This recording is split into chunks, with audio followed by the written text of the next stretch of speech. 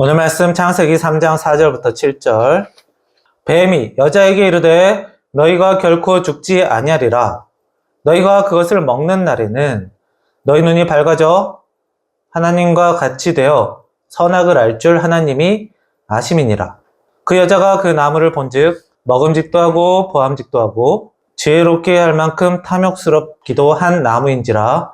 여자가 그 열매를 따먹고 자기와 함께 있는 남편에게도 주매 그도 먹은지라. 이에 그들의 눈이 밝아져 자기들이 벗은 줄을 알고 무화과 나무 잎을 엮어 치마로 삼았더라. 아멘. 예배하는 여러분들에게 주의 은혜가 있기를 바랍니다. 오늘 말씀은 성경을 제대로 알고 성경대로 사는 삶을 통해서 은혜 받는 생활로 가게 하는 말씀입니다.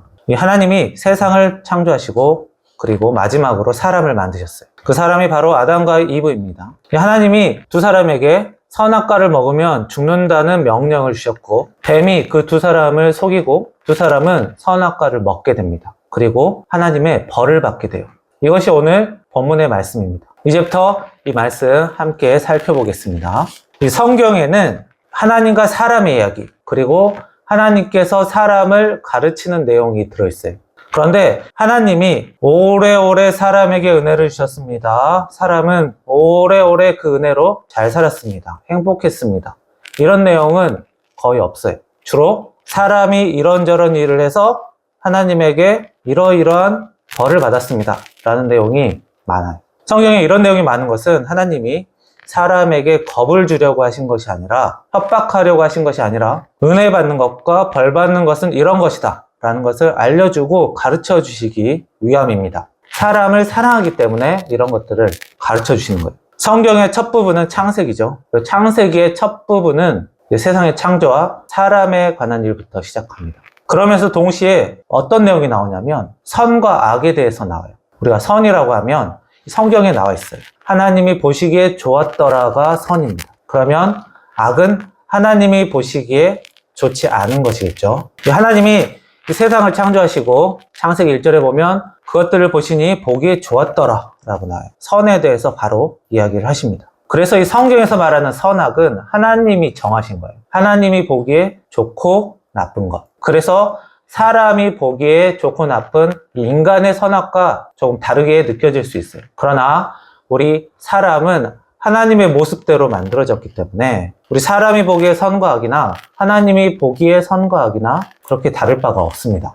특이한 점은 하나님이 자신의 창조물 중에서 오직 사람에게만 은혜를 주었다는 거예요. 창세기 1장 27절에 보시면 하나님이 사람에게 복을 주셨다라고 나옵니다. 그리고 생육하고 번성하라고 나오죠. 그래서 세상 만물 중에서 이 사람이 가장 뛰어납니다. 다른 동식물에 비해 특별히 뛰어난 점을 찾아보자면 이 욕구, 욕망 이런 게 있어요. 이 동식물들은 배고프면 일하고 먹고 자는 것 이거 외에 딱히 욕망이 없어요.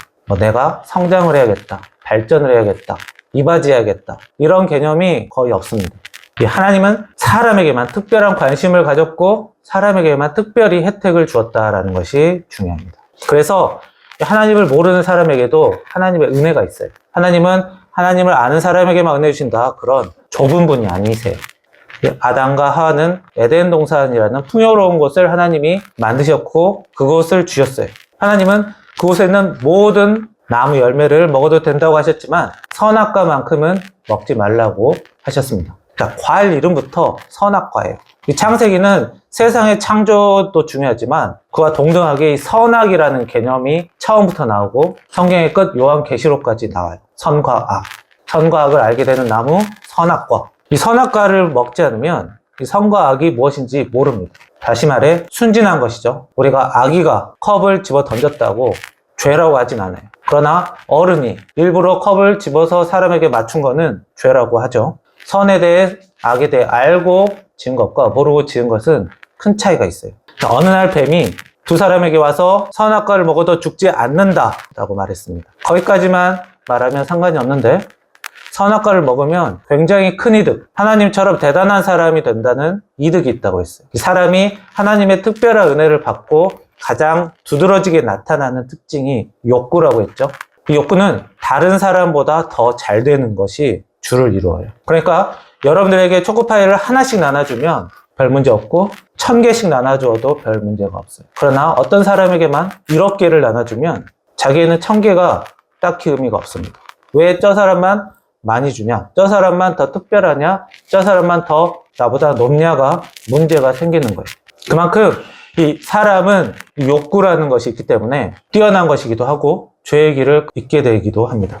사실 사람은 하나님의 특별한 관심과 특별한 은혜를 받았기 때문에 그 자체로도 이미 대단한 존재였어요. 그런데 거기에 더 대단한 존재가 된다고 했더니 아담과 하와가 더 좋아했다는 거예요. 자, 아담과 하와는 더 잘 되고 싶은 욕구 때문에 선악과를 먹었습니다. 두 사람은 하나님과 뱀말 중에 하나님의 말이 아닌 뱀의 말을 믿고 따랐죠. 이렇게 하나님을 거부하고 하나님의 말보다 다른 것들을 더 믿고 따르는 것을 우상숭배라는 말로 표현합니다. 이 성경에는 이 일로 인해 이 세상에 죄가 들어왔다고 했어요. 사실 사도 바울이 그렇게 얘기했어요. 한 사람으로 말미암아 죄가 세상에 들어왔다. 많은 사람이 아담 때문에 이 세상이 죄로 물들게 되었다 생각하는 사람도 있습니다. 흔히 원죄라는 말을 쓰기도 하는데 이 아담이 이 세상을 이렇게 만든 원흉이라고 생각하는 사람이 많아요. 그런데 우리 아담도 따지고 보면 피해자예요. 속은 것이죠. 하나님이 선악과를 먹으면 죽는다고 했는데 지금 당장 죽는지 몇 분 있다 죽는지 몇 년 뒤에 죽는지 그 얘기가 없어요.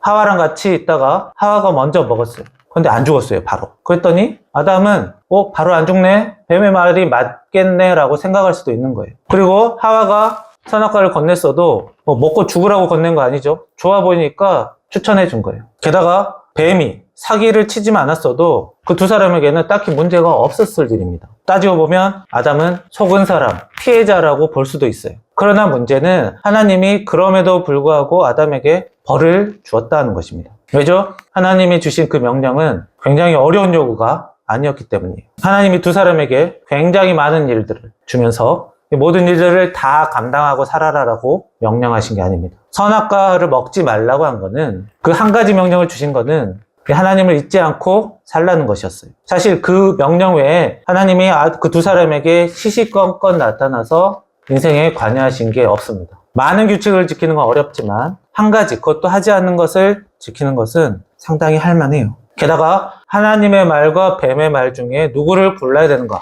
이 문제를 푸는 거는 쉬운 일입니다. 하나님은 먹으면 죽는다, 뱀은 먹으면 안 죽는다. 둘 중에 누가 맞을까? 이 문제를 푸는 것이 굉장히 어려운 일이 아니에요. 하나님은 뱀과 비교했을 때 그 수준이 너무 높으신 분이에요. 예를 들어 한 반에 수학 성적이 20등이 있고 21등이 있어요. 둘이 쓴 답이 달라요. 그럴 때 누구를 선택해야 될지 고르는 거는 애매하고 어려운 문제가 될 수 있겠지만 차이가 많이 나는 사람의 비교가 있을 때는 고르기가 쉽겠죠. 하나님을 선택하는 거는 그리 어려운 일이 아니었어요. 그런데 왜 그런 선택을 했을까요? 두 사람이 하나님 말대로 선악과를 먹지 않으면 벌을 받지 않아요.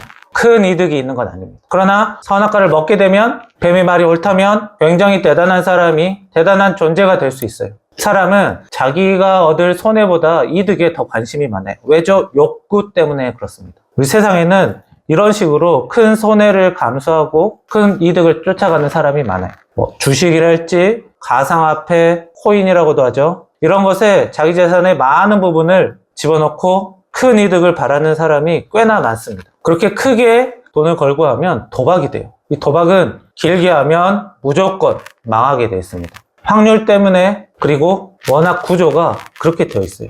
짧게 해서 많이 벌고 그 다음부터 안 하면 이득이 될 수는 있어요. 그런데 그렇게 해서 돈을 한번 벌면 그 다음에 또 하게 되어 있어요. 그러다가 길게 하면 결국 다시 망하는 것이죠. 그래서 가장 좋은 것은 짧게 하고 손해보고 그걸로 끊던가, 아니면 이건 너무 위험한 일이다 라고 먼저 자기가 판단을 하고 하지 않는 것이죠. 이 도박이라는 거는 목표가 잃으면 죽겠다, 따면 그걸로 먹고 놀겠다. 목표가 죽음 아니면 유흥이에요. 이렇게 두 가지 목표로 사람이 세팅이 되기 때문에 파멸로 가는 길이 됩니다. 사람이 자기 이득을 얻으려고 관심을 두는 것, 그걸 위해 노력하는 것, 사람으로서 충분히 할 수 있는 일이에요.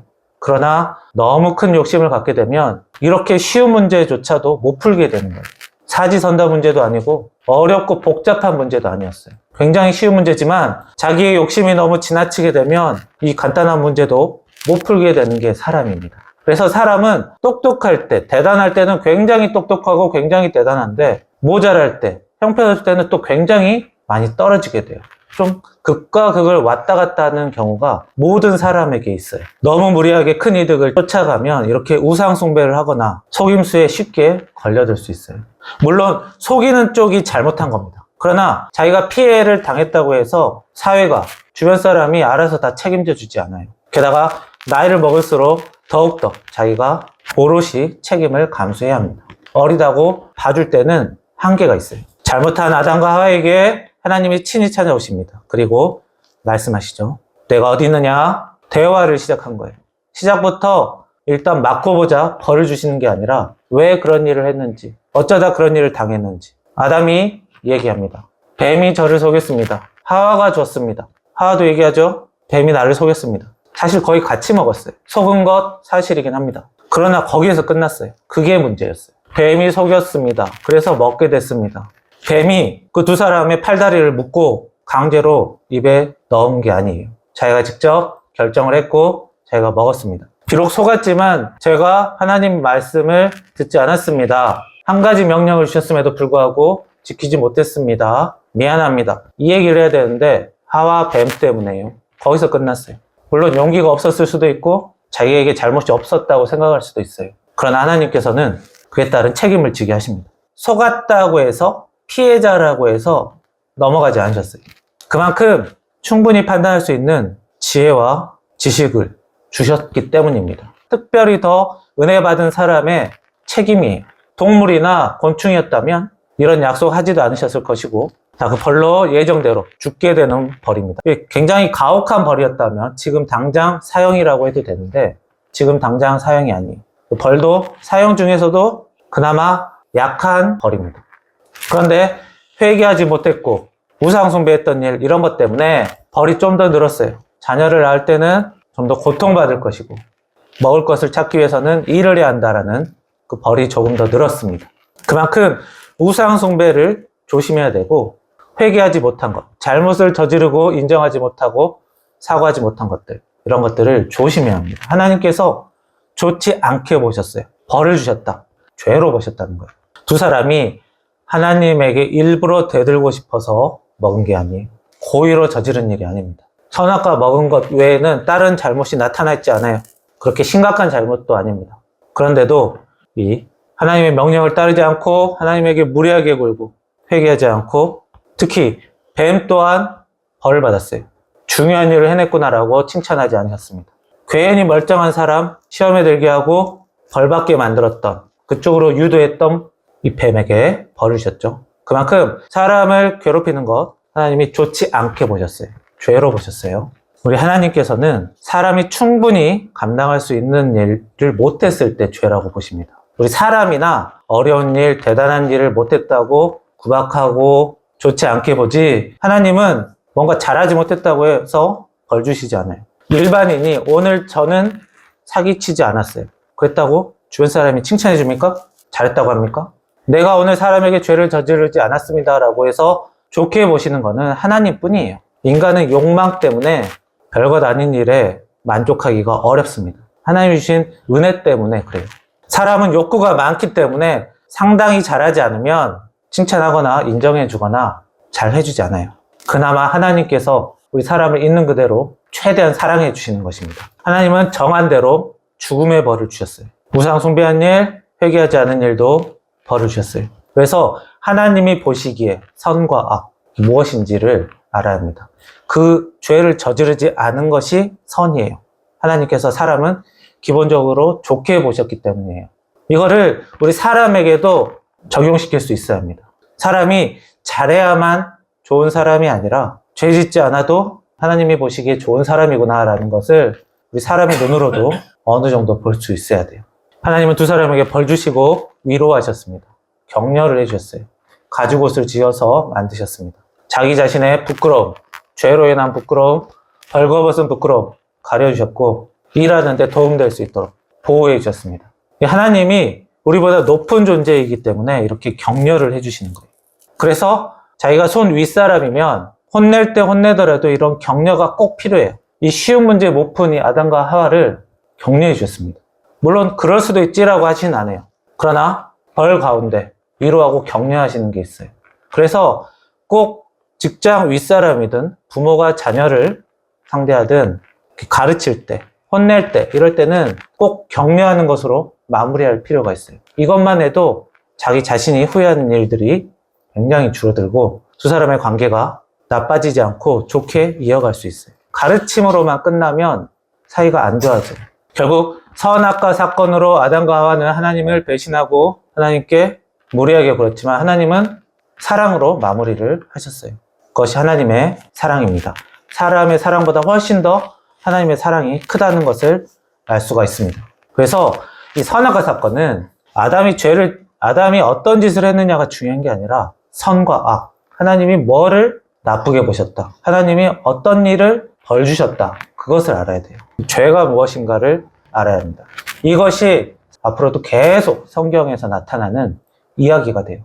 성경 전체에서는 이 하나님께 무례하게 굴고 사람에게 무례하게 구는 것, 이것 두 가지가 계속 죄라고 나타납니다. 이 문제를 해결하기 위해서도 예수님이 오셨고 예수님이 또 가르치셨고 복음 사역을 하시기도 했어요. 하나님은 자신의 창조물 중에서 사람에게만 은혜를 주었습니다. 하나님이 사람을 많이 사랑했기 때문이에요. 만약 하나님이 죄를 너무 싫어하시고 죄를 미워만 하셨다면 이 세상에서 사람만 딱 빼면 되는 거예요. 그러나 그렇게 하지 않으셨어요. 계속 기회를 주셨습니다. 벌을 주고 위로하셨어요. 죄의 길로 갔으니까 글렀다가 아니라 다시 한번 죄의 길에서 벗어나서 은혜의 길을 가라고 안내를 해주신 거예요. 하나님은 자녀를 만드시고 세상을 만드시고 적응 규칙을 주시고 규칙을 어길 때는 정한 대로 벌 주시고 벌을 준 뒤에는 위로로 마무리하셨어요. 이것은 하나님이 우리에게 보여주는 자녀의 교육 방법이기도 하고 사람을 상대하는 방법이기도 합니다. 그래서 오늘 하나님께서 보여주신 이 사건으로 우리가 사람을 상대할 줄 알아야 합니다. 사람은 자꾸만 아담과 하와가 갔던 길을 가기가 쉬워요. 자꾸 내가 더욱 잘 되는 방향, 좀 더 높아지는 방향으로만 가려고 합니다.